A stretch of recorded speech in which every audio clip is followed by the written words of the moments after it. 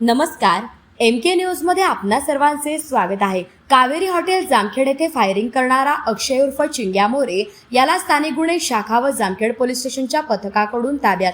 प्रस्तुत बातमीची हकीकत अशी की सदर आदेशानुसार किरणकुमार कबाडी यांच्या नेतृत्वाखाली स्थानिक गुन्हे शाखेचे अधिकारी हरीश भोये, महादेव गुट्टे, समीर अभंग, पोलीस अंमलदार सुरेश माळी, फुरकान शेख, हृदय घोडके, अतुल लोटके, विष्णू भागवत, गणेश लोंढे, श्याम जाधव, रिचर्ड गायकवाड, भाऊसाहेब काळे, अमोल कोतकर, योगेश कर्डिले, अमृता ढाव, प्रशांत राठोड, चालक अर्जुन बडे, भगवान धुळे तसेच जामखेड पोलीस स्टेशनचे पोलीस उपनिरीक्षक किशोर गावडे, पुष्कर कडू, पोलीस अंमलदार प्रवीण इंगळे, रवींद्र वाघ, देविदास पळसे, कुलदीप घोळवे, दत्तात्रय बेलेकर, आकाश शेवाळे, प्रताप देवकाते, मनोज लातूरकर यांचे पथक तयार करून त्यांना सदर आरोपींचा पूर्व इतिहास समजावून सांगून पथकास रवाना करण्यात आले। तसेच यावेळी आरोपी नामे शुभम शहाराम लोखंडे तसेच उल्हास विलास माने उर्फ वस्ताद, अक्षय उर्फ चिंग्या विश्वनाथ मोरे, अर्शद अमीन सय्यद व अनोळखी 6 ते 7 यांनी मिळून फिर्यादीस जीव ठार मारण्याच्या उद्देशाने पिस्टलने फायर करून गंभीर जखमी केले व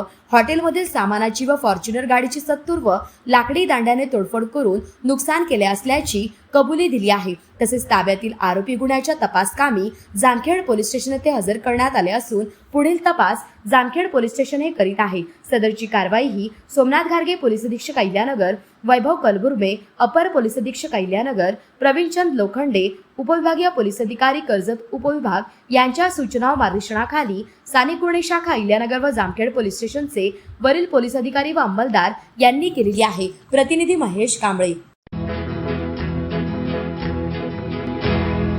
मौज मजा मस्ती मध्ये रमते मन, निसर्गात नंदनवन साई बन। मौज मजा मस्ती मध्ये रमते मन, निसर्गात नंदनवन साई बन, साई बन। सुटीचा अभंग लुटू झाडी हिरवीगार, प्राणी पक्षी कारंजे धबधब्याची धार। ला ला ला ला ला ला ला ला ला ला ला ला ला ला।